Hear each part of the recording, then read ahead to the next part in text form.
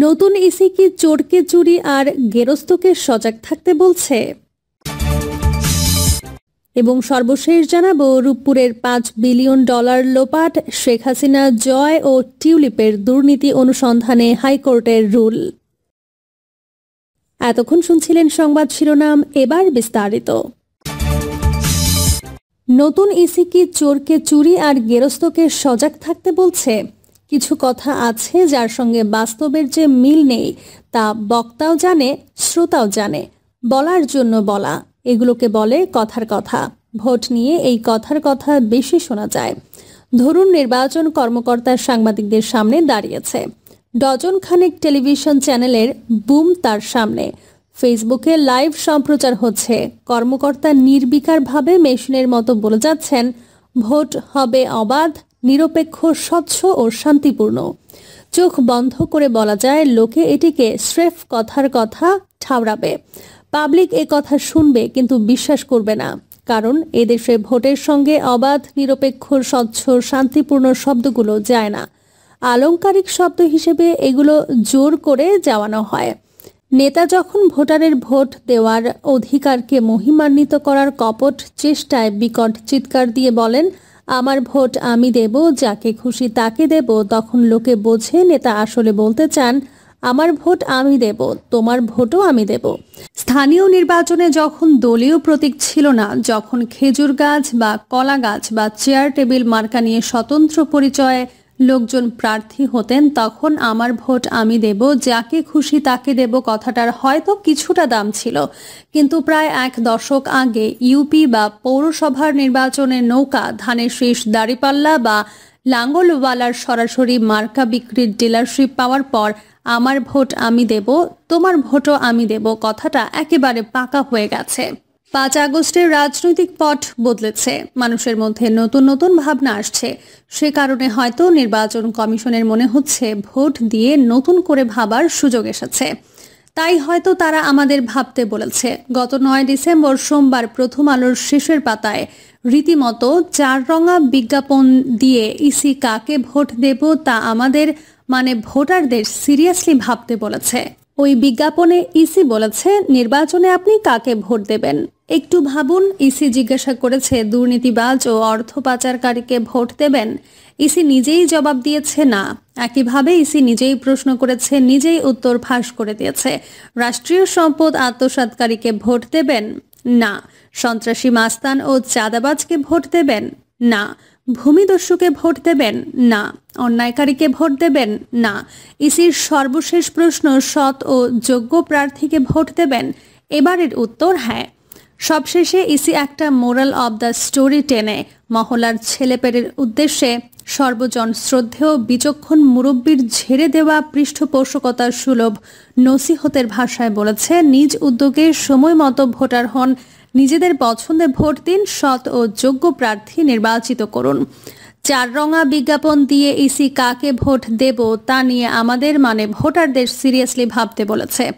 4 রঙা বিজ্ঞাপন দিয়ে ইসি কাকে ভোট দেব তা নিয়ে আমাদের মানে ভোটারদের সিরিয়াসলি ভাবতে বলেছে। নির্বাচন কমিশন এই অসময়ে পয়সা খরচ করে বিজ্ঞাপন দিয়ে ভোটারদের নিজের পছন্দে ভোট দিয়ে সৎ ও যোগ্য প্রার্থী নির্বাচিত করতে বলল কেন তা পরিষ্কার নয়। কবে জাতীয় নির্বাচন হবে, আগামী বছর হবে কিনা, জাতীয় নির্বাচনের আগে স্থানীয় নির্বাচন হবে কিনা ইত্যাদি প্রশ্ন ওড়াউড়ি করছে। এসব প্রশ্নের ঠিকঠাক জবাব কারো কাছে নেই। প্রথমে সেনাপ্রধান বললেন 18 মাসের মধ্যে যাতে নির্বাচন হতে পারে। এরপর আইন উপদেষ্টা বললেন 2025 সালের মধ্যে নির্বাচন সম্ভব। এরপর নৌ পরিবহন উপদেষ্টা বললেন 2026 সালের মাঝামাঝি নির্বাচন হতে পারে।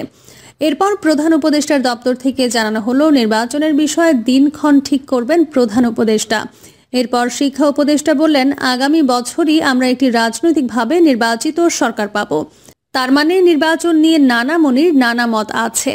তবে চুম্বক কথা বলে রেখেছেন প্রধান উপদেষ্টা নিজেই। তিনি জাতির উদ্দেশ্যে দেওয়া ভাষণে জানিয়ে রেখেছেন, অত্যাবশ্যকীয় সংস্কার শেষে দেশ নির্বাচনী ট্রেনে চড়বে।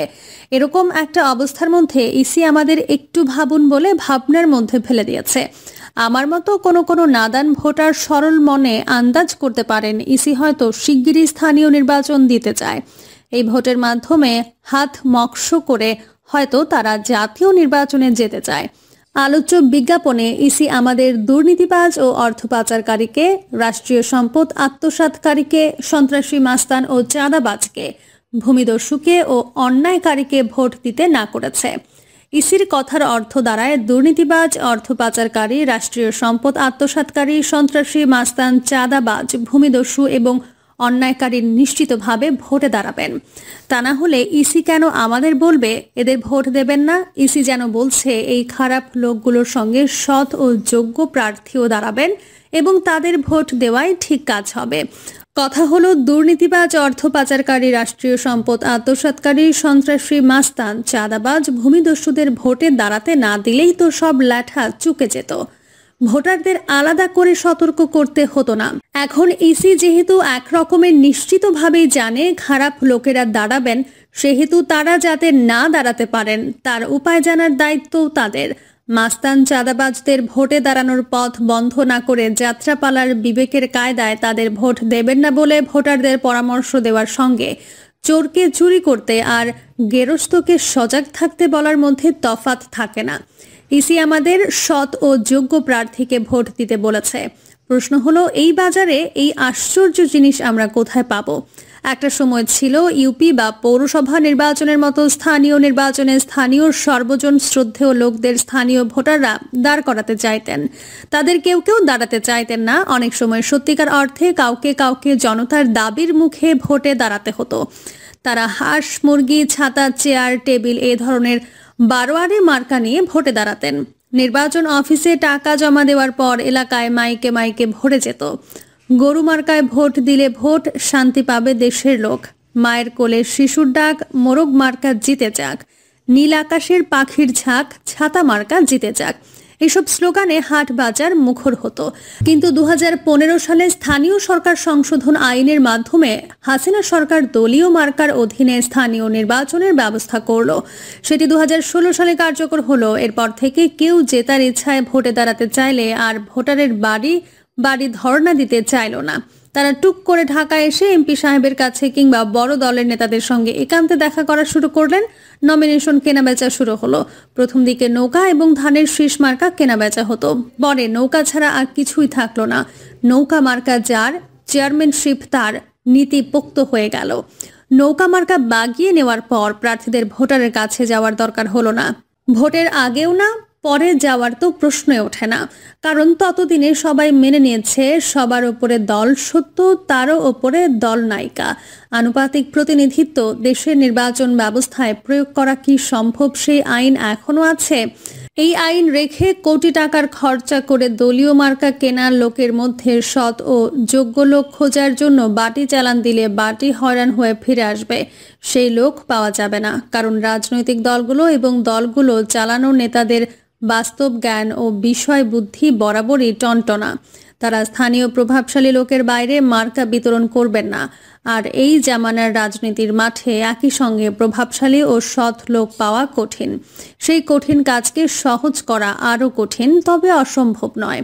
এর জন্য সবার আগে সরকার ও ইসির সদিচ্ছা দরকার। সরকার ও ইসিকে আগে ঠিক করতে হবে কথার কথা বলে কোনো কথা তাদের ডিকশনারিতে থাকতে পারে না। নির্বাচন ইস্যুতে তারা যেটি বলবে সেটি তারা মিন করবে।